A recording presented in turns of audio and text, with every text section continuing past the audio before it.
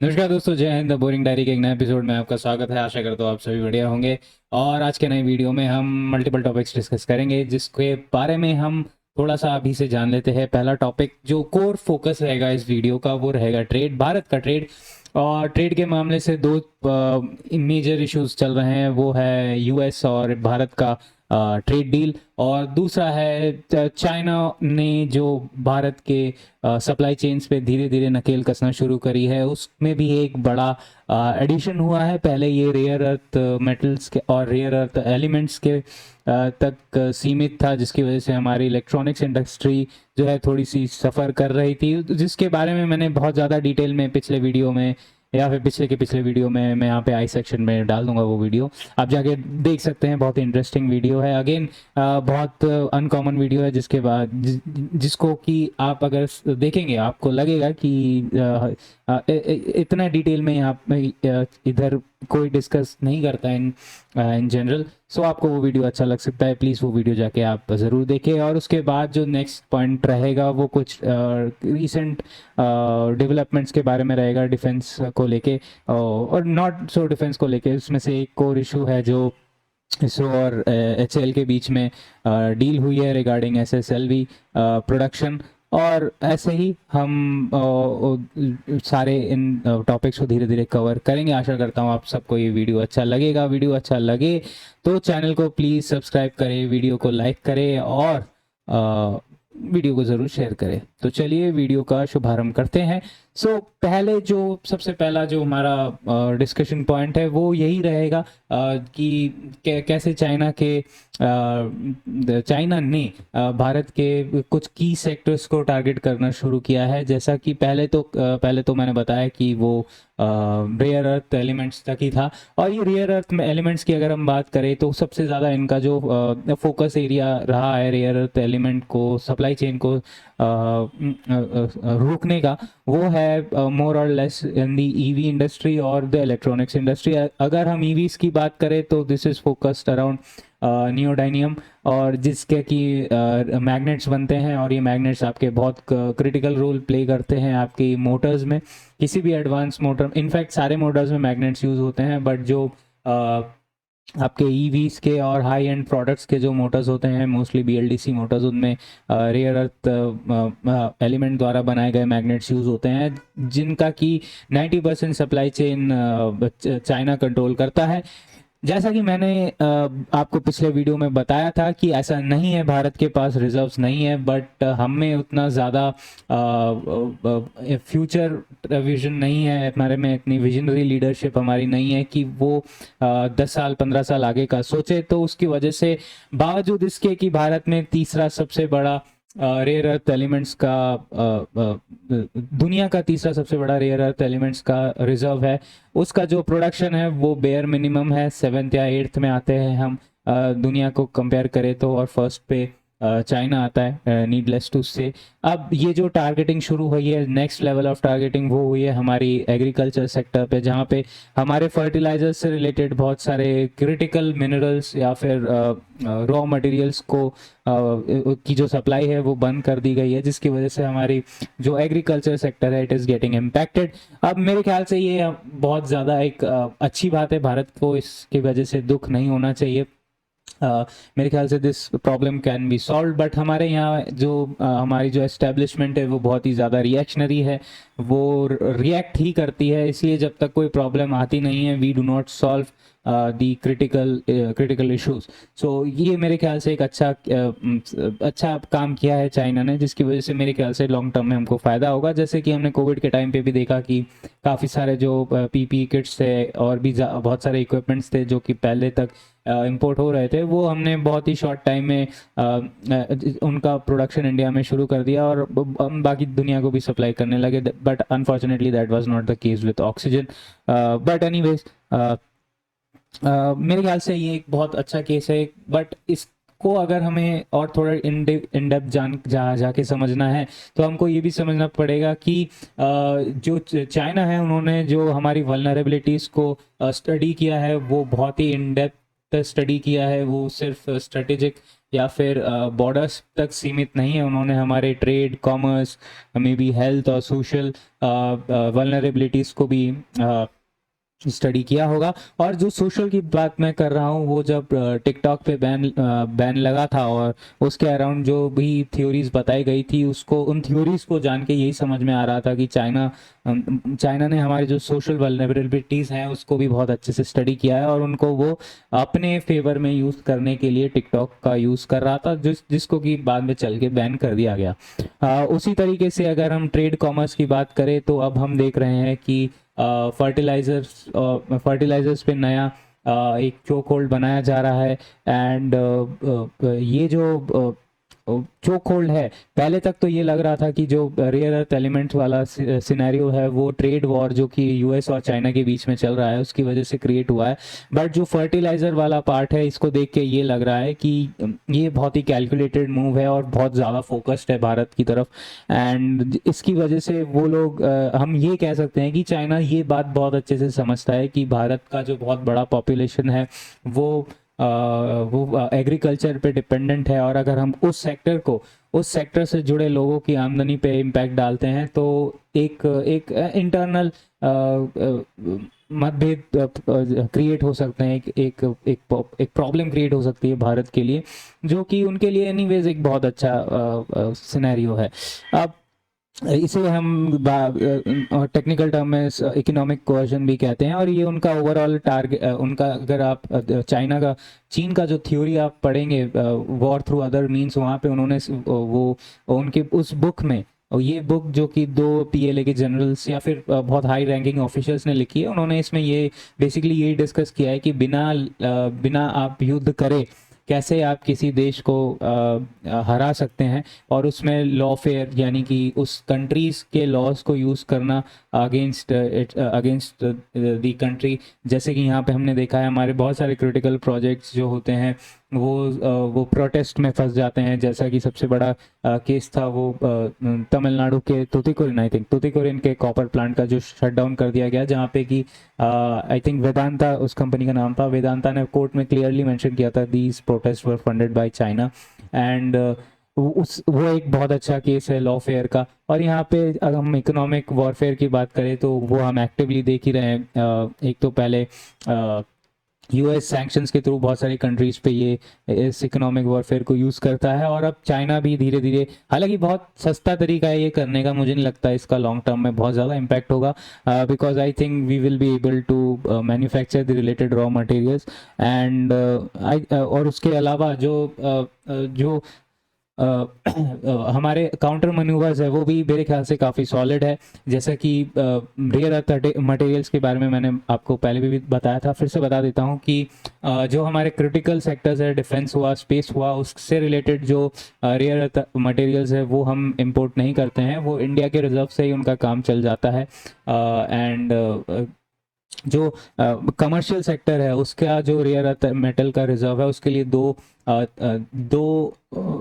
Solutions बनाए जा रहे हैं। पहला तो शॉर्ट टर्म है, ये है कि जहाँ से भी इंपोर्ट हो सकता है हम उसको इंपोर्ट करके स्टॉक पाइल कर लेते हैं। और सेकंड है पीएलआई स्कीम लाने की कोशिश की जा रही है for rare earth materials next, जिसका कि जो टाइम स्पैन है वो नेक्स्ट 5 to 7 ईयर्स का है कि ये पीएलआई स्कीम 5 to 7 ईयर्स तक के लिए जारी रहेगी, नॉट कि पीएलआई स्कीम 5 to 7 ईयर्स बाद आएगी। It is expected to come in next 6 months only. और ये दो तरीके से लॉन्ग टर्म सोल्यूशन इम्प्लीमेंट किए जा रहे हैं। एंड आई थिंक जो रेयर अर्थ मटेरियल वाला इशू है वो लॉन्ग टर्म में सॉर्ट आउट हो जाएगा। We have enough reserve.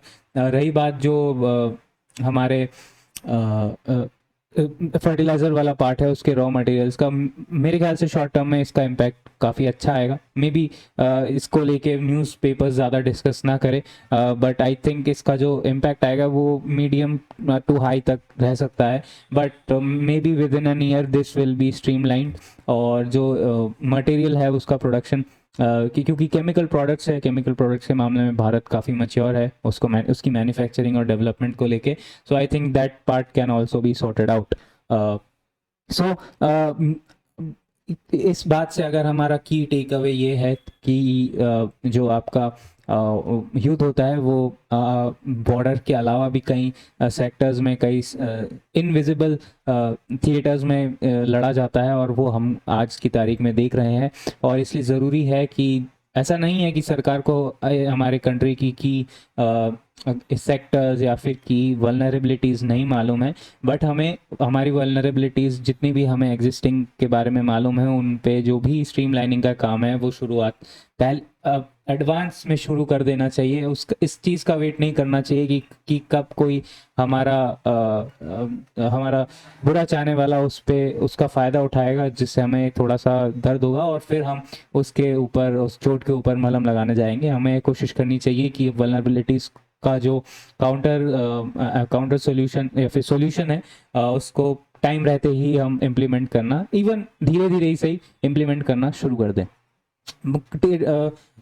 Talking of these trade talks, next हमारा इशू है वो इंडिया और यूएस के ट्रेड टॉक्स को लेके है, जिसके की बारे में ये बोला जा रहा है कि ये अब स्टॉल हो चुके हैं। और जो स्टॉल होने का मामला है वो 3 से 4 की सेगमेंट्स के या फिर की सेक्टर्स के को लेके है। पहला है ऑटो या फिर automotive, cars etcetera, steel, GM crops and digital data localisation rules, और एग्रीकल्चर अगेन।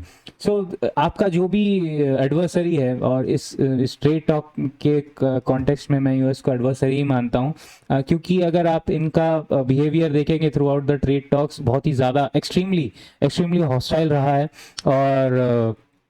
और ये जो की इश्यूज एग्रीकल्चर किससे हम शुरू करेंगे, उसमें एक तो है डेयरी, मेज, सोयाबीन और जीएम क्रॉप्स।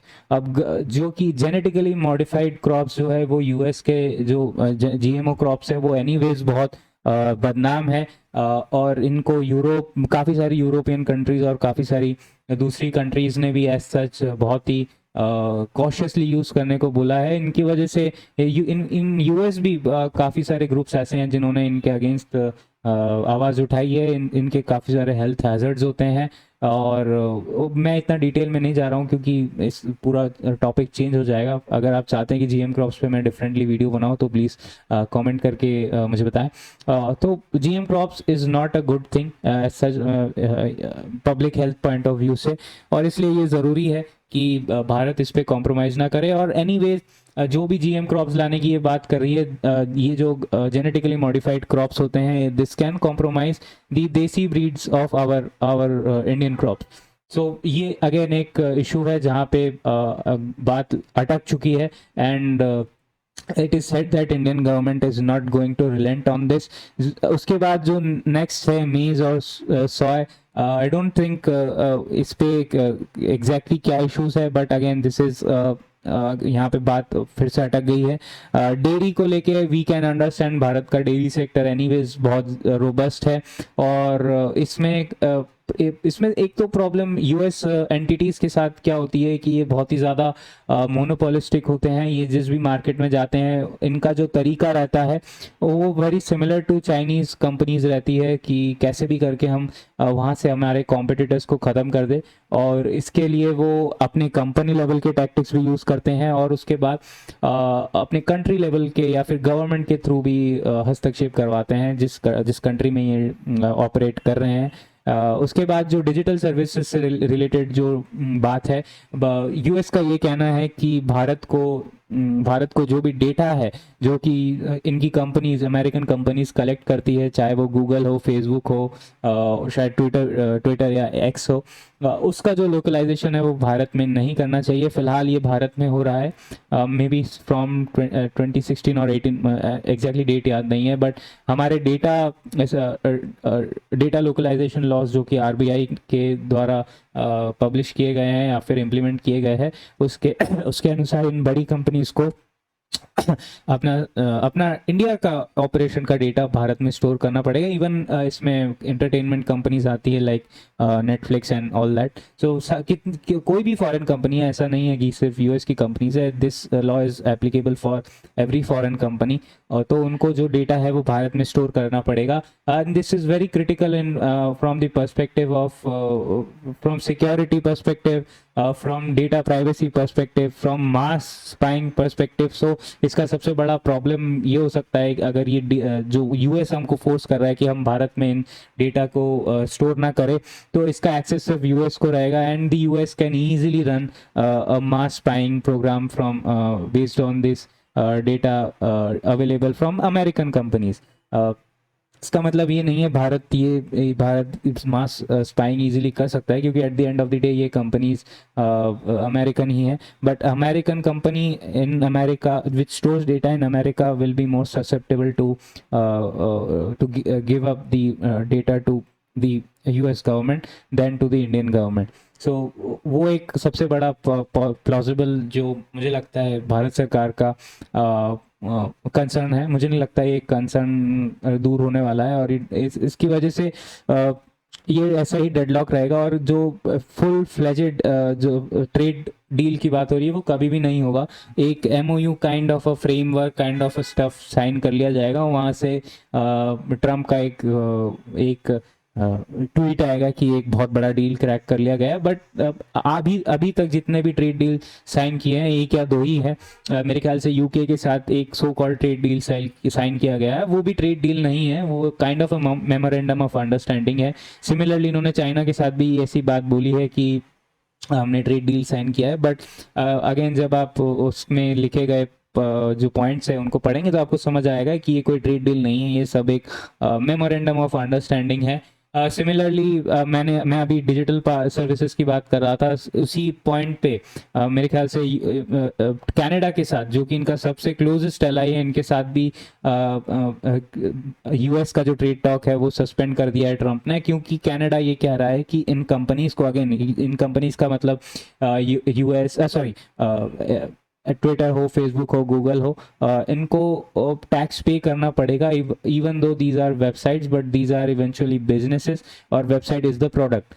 तो कंपनी को टैक्स पे करना पड़ेगा for operating in the country, और इसको लेके ट्रेड टॉक सस्पेंड कर दिए गए हैं यूएस के द्वारा. सो जो सबसे बड़ा यूएस का मेरे ख्याल से एक्सपोर्ट है वो डिजिटल सर्विसेज का ही है, और इसलिए यूएस इतना ज़्यादा हॉस्टाइल है ट्रेड डील्स में अपने यूएस कंपनीज टेक कंपनीज को लेके. और आप देखेंगे कि ट्रम्प कभी भी जब भी ये डेफिसिट की बात करते हैं तो वो कभी भी इन टेक कंपनीज या सर्विसेज रिलेटेड चीज़ों को नहीं इंक्लूड करते हैं अपने टॉक्स में, क्योंकि यूएस का जो सबसे बड़ा इनकम है या फिर प्रॉफिट वाला बिजनेस है वो यही है, यानी कि डिजिटल सर्विसेज ही है, या फिर सर्विस सेक्टर ही है. वो कमोडिटीज़ मार्केट में ज़्यादा प्रॉफिट में डील नहीं कर पाते हैं, क्योंकि बेसिकली उनका कंजम्पशन सबसे ज़्यादा हाई है, वो सब कुछ प्रोड्यूस भी नहीं करते, तो उन्हें सब मोस्टली काफ़ी चीज़ें इम्पोर्ट करनी पड़ती है. So that is one thing. ये हुई डिजिटल सर्विसेज की पार्ट. मैंने एग्रीकल्चर के बारे में भी थोड़ा डिस्कस किया. अगेन ऑटोज और स्टील को लेके ये डेडलॉक काफ़ी टाइम से चल रहा है. मुझे नहीं लगता अगेन भारत ऑटो इंडस्ट्री को लेके भी कॉम्प्रोमाइज़ करेगा, क्योंकि भारत का जो ऑटोमोटिव सेक्टर है, और उससे ज़्यादा इंपॉर्टेंटली ऑटोमोटिव पार्ट्स मैन्युफैक्चरिंग का जो सेक्टर है वो बहुत ही मैच्योर है. हम दुनिया भर में अच्छा खासा क्वांटिटी एक्सपोर्ट करते हैं, उससे अच्छा खासा हमें पैसा आता है. तो भारत जब कॉम्प्रोमाइज़ अगर करता है तो वो कंपनीज के लिए कॉम्प्रोमाइज़ होगा, और कंपनीज किसी भी हाल में कॉम्प्रोमाइज़ करने को तैयार नहीं होगी. मैं यहाँ पे कंपनीज लाइक मारुति, टाटा, महिंद्रा और बड़ी कंपनीज जैसे मदरसन, सुमी और ये सब अच्छी बड़ी कंपनीज हैं, इन ये लोगों को कॉम्प्रोमाइज़ करना पड़ेगा अगर भारत सरकार डील में ऑटो सेक्टर पे कॉम्प्रोमाइज़ करती है. सो आई थिंक ये बहुत बड़ा एक मतलब इसकी प्रोबेबिलिटी बहुत लो ही है. Again similar case for steel हमारा एक और अच्छा बड़ा मेजर प्रोडक्ट है, फिनिश्ड प्रोडक्ट है. क्योंकि मैं जब फिनिश्ड प्रोडक्ट कहता हूँ तो ये फिनिश्ड प्रोडक्ट कहना ज़रूरी है, क्योंकि फिनिश्ड प्रोडक्ट की वैल्यू बहुत अच्छी होती है मार्केट में, और भारत मोस्टली रॉ मटेरियल्स बेच के कमाता है. तो अगर गिने चुने फिनिश्ड प्रोडक्ट्स पे भी भारत अपना जो इनकम है वो उस पर कॉम्प्रोमाइज़ कर लेगा, तो हमारा ट्रेड जो है बहुत ज़्यादा हमारे लॉग बुक में बहुत ज़्यादा लॉस दिखेगा, जो कि मुझे नहीं लगता कि भारत सरकार रिलेंट करेगी. क्योंकि अगर सरकार रिलेंट करती है इसका मतलब कंपनीज को रिलेंट करना पड़ेगा, जो कि मुझे नहीं लगता कंपनीज एग्री करेंगी. इसलिए मेरे को अभी की क्या लगता है कि the chances of a full fledged India US trade deal are very slim. मतलब 1-2% है। होगा क्या कि एक सो कॉल्ड छोटा मोटा trade deal, interim trade deal type का साइन कर लिया जाएगा और फिर उसके बाद जो है कब होगा मेजर डील, कब होगा उसका कोई अता पता नहीं है। So that is the case. Next है मैंने मैंने आपको डिस्कस किया कि जो डिफेंस साइड से आया है वो है एक खबर उड़ते उड़ते आई है कि जो HAL के तेजस मार्क 1A का रेडार है उसको लेके एक खबर आई है कि वहाँ पे जो rest of the 43 out of the 83 present order, जो रेस्ट ऑफ द 43 एयरक्राफ्ट्स है उनमें ऐसा कहा जाता था या फिर कुछ हद तक ऑलमोस्ट फाइनलाइज था कि उत्तम रेडार और उसका जो इंडिजिनस EW सूट है वो इंटीग्रेट किया जाएगा। उससे रिलेटेड ये खबर आई है कि अब वो प्लान ड्रॉप कर दिया गया है एंड जो रेस्ट ऑफ द 43 एयरक्राफ्ट्स भी आएंगे उनमें एल्टा वाला 2052 रेडार और जो इजरायली EW सूट है उसको इंटीग्रेट किया जाएगा। सो फॉर टाइम बीइंग जो इंडिजिनस रेडार और EW सूट है उसका प्लान ड्रॉप कर दिया गया है और कहा जा रहा है वो 97 मार्क 1 है ऑनवर्ड्स आएगा। अब इसमें काफ़ी सारी कैवियाट्स है। मेरे ख्याल से ये न्यूज़ अभी तक फुल्ली मैच्योर नहीं हुई है और कोई फाइनल डील या फिर फाइनल कॉल नहीं लिया गया है और हो सकता है जब तक 40th एयरक्राफ्ट आए तब तक ये चीज़ें ये बात जो है वो बदल जाए। अब ये क्यों हुआ है ये डिस्कस कर लेते हैं। ऐसा कहा जा रहा है कि द रेडार इज रेडी, यानी कि द उत्तम radar is ready for production but the electronic warfare suit is not ready for induction. और आइडियल के सिनेरियो में जिस कंपनी का रेडार है उसी कंपनी का EW सूट यूज़ किया जाता है। एक कंपनी का रेडार और एक दूसरे कंपनी का EW सूट जो है उन्हें आपस में इंटीग्रेट करना बहुत मुश्किल है। सो इस केस में भारत का जो उत्तम रेडार है वह फुल्ली वो इंटीग्रेट या फिर कमर्शियल रेडी है, बट जो EW सूट है वो कमर्शलाइजेशन के लिए रेडी नहीं है, उसका सर्टिफिकेशन पेंडिंग है। और इसी वजह से HAL जो कि पिछले 6 महीने से बहुत ज़्यादा अननेसेसरी कंट्रोवर्सीज में फंसता गया है, तो उन्होंने एक सेफ बेट लिया है कि वो एक एक्सटर्नल वेंडर की वजह से फिर से गालियाँ नहीं सुनेंगे। वो प्रेफर करेंगे कि वो जो सेफ वे आउट है वो ले और एल्टा वाला radar rest of the aircrafts में इंटीग्रेट कर दें। और जब नेक्स्ट 97 मार्क 1A का ऑर्डर आएगा फ्रॉम दैट मे बी उत्तम और जो SRK यानी कि जो EW सूट है DRDO का वो इंटीग्रेट किया जाएगा। बट लेट्स सी, ये बहुत ही प्रीमैच्योर अभी न्यूज़ आर्टिकल है या फिर न्यूज़ पीस है और इसमें अभी भी कोई फाइनल कॉल नहीं लिया गया है। मेरे ख्याल से इवेंचुअली जो है MOD इंटरवीन करेगा and the rest of the 43 mark 1As will be with the indigenous उत्तम रेडार, जिसको कि फुल बैकिंग मिली है इंडियन एयरफोर्स से and it is in a way better than the ELTA 2052 AESA radar. So the next piece is again related to HAL. It has got the tech transfer from उसको जो इसरो से transfer of technology हुई है for SSLV manufacturing. So another very crucial space project. अगर आपने देखा होगा कि इस साल हमारे जो लॉन्चेस है वो काफ़ी कम रहे हैं because I think ISRO might be preparing for a new set of technologies that are going to be incorporated in their future launches, और SSLV उसमें से एक बहुत ही crucial project है and I think this will be again a game changing project in terms of our efficiency and number of flights that we can do in a given piece of in a given month।